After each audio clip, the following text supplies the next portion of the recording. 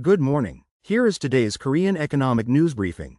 The Korean economy is currently navigating a period of heightened global uncertainty, predominantly driven by the protracted Middle East conflict involving the US, Israel, and Iran. This geopolitical tension is sending ripple effects across supply chains, energy markets, and overall economic stability, prompting urgent responses from the government and close monitoring by the Bank of Korea. Let's begin with the government's proactive measures. President Lee Jae-myung announced today, March 17, that naphtha will be designated as an economic security item this week. This move is a strategic response to potential supply chain disruptions emanating from the Middle East crisis. Furthermore, the government plans to introduce emergency logistics cost vouchers to mitigate the financial burden on businesses. In a bid to stabilize consumer prices, President Lee also stated that public utility charges will be frozen as much as possible for the first half of the year. Concurrently, efforts are underway to swiftly process tax legislation aimed at stabilizing the foreign exchange market.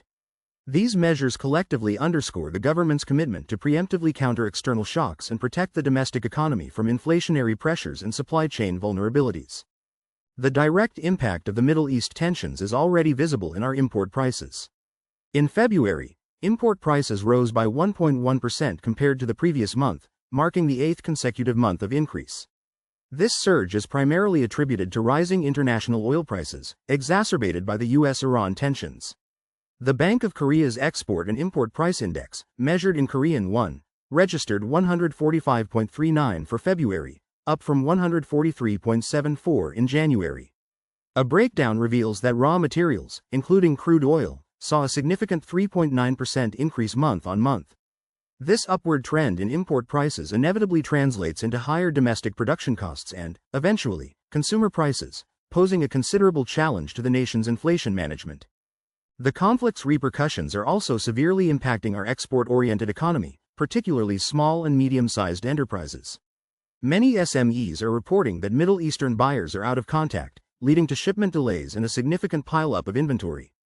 For instance, a textile factory in Gyeongsang, North Gyeongsang Province, noted that over 50% of its total inventory, destined for regions like Dubai, is currently stuck due to halted export routes. This not only creates logistical nightmares but also ties up crucial working capital, pushing many companies into a cash crunch. Businesses are stressing that the bottleneck isn't just about logistics, but more critically, about the severe tightening of operating funds. Adding to the concerns, domestic oil refiners are facing a rapid depletion of crude oil inventories, with some expected to be exhausted as early as the end of this month. This situation is particularly alarming given Korea's position as the world's largest exporter of aviation fuel. Should export disruptions materialize, it would send shockwaves through the global aviation market, impacting major economies including the United States. The potential for such a critical supply chain disruption highlights the far-reaching and interconnected nature of the global energy market and the vulnerability of key players like Korea. The gravity of the situation is further emphasized by an analysis from the NH Financial Research Institute.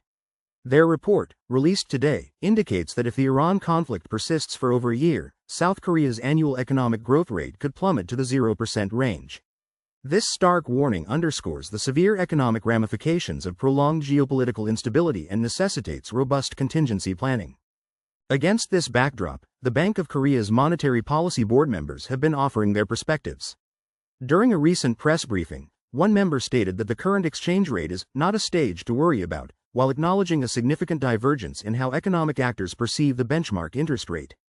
Another member, Lee Soo-hung, reiterated today that while the Middle East conflict will substantially influence prices, inflation is not yet an urgent consideration, compared to other goals like financial stability and growth.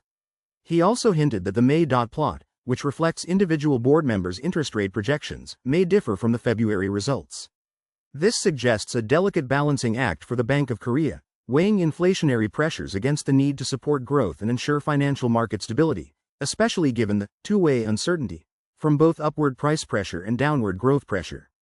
The central bank's continued interest rate freeze, now for 6 consecutive times, is seen as prioritizing exchange rate and real estate market stability, alongside stronger than expected economic growth.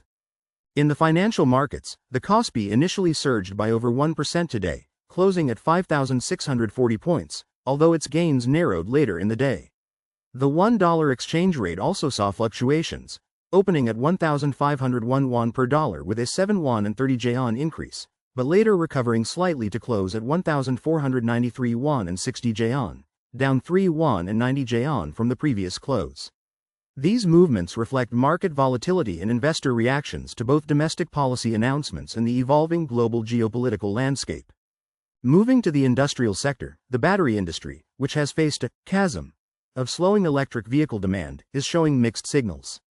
On one hand, domestic battery manufacturers, LG Energy Solution, Samsung SDI, SK On, are intensely competing for government-led energy storage system projects, leading to concerns of self-cannibalization due to fierce price competition.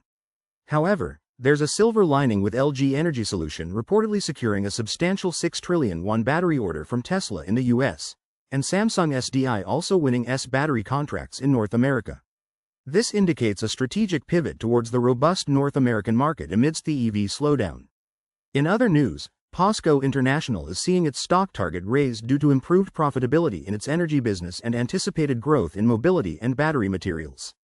SK Incheon Petrochemical, grappling with a sluggish petrochemical industry, has sold its entire stake in oil hub Korea Yosu to secure cash, signaling a strategic shift towards strengthening its financial health and investing in areas like batteries. The real estate market continues to present interesting dynamics. Half-price apartments, which are land leasehold housing schemes where residents own the building but not the land, are experiencing overwhelming demand. Despite past failures, a recent special supply for 162 units in Magok saw over 10,000 applicants, resulting in a competitive ratio of 67.9 to 1. This surge in popularity reflects soaring housing prices and a nationwide supply drought, making even partially owned properties attractive. However, beneath this enthusiasm, Seoul's housing purchase sentiment recorded the largest decline nationwide in February, reversing a 7-month high from January. In contrast, Jaeon's lump sum deposit lease sentiment remained relatively stable, indicating a clear divergence in sentiment between buying and renting. Internationally, the U.S. Federal Reserve is scheduled to hold its Federal Open Market Committee (FOMC) meeting from the 17th to the 18th local time. The Middle East conflict has deepened the Fed's dilemma, with internal divisions arising over monetary policy. While Chairman Jerome Powell is expected to maintain the benchmark interest rate at 3.5% to 3.75%, the potential blockade of the Strait of Hormuz, through which 20% of global crude oil passes, could push international oil prices above $100 per barrel. This would ignite inflationary pressures, forcing the Fed to consider a hawkish stance to curb rising prices, even as the global economy faces growth uncertainties. Finally, in the burgeoning field of AI and technology, we observe significant developments.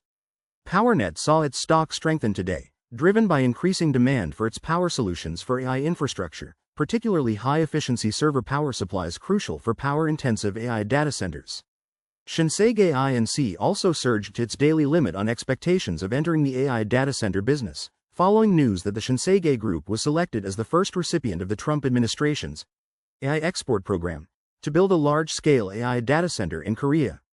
The Korea Institute for Advancement of Technology, KIAT, held a forum on humanoids as a new engine for the AI era, emphasizing the need for robust hardware and robot system integration to support the advancement of physical AI.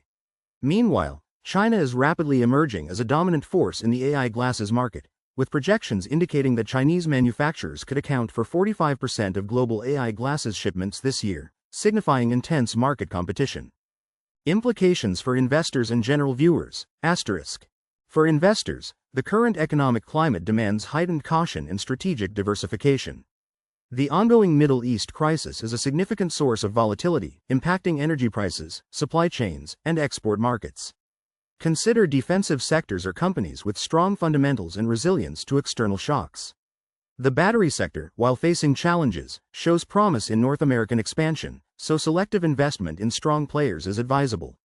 The AI sector, encompassing infrastructure, hardware, and applications, presents long-term growth opportunities, but due diligence on specific companies is crucial. Monitor the Bank of Korea's stance carefully, as their balancing act between inflation and growth will influence market liquidity. For general viewers, be prepared for potential inflationary pressures, particularly from higher import costs. The government's freeze on public utility charges offers some near-term relief, but overall price trends need close observation. For housing, while half-price apartments signal strong demand in specific segments, cooling buyer sentiment in Seoul suggests a nuanced market, so exercise prudence if considering a purchase. Understanding these interconnected dynamics is key to navigating the economic landscape effectively. That concludes our economic news briefing for today. Thank you for joining us.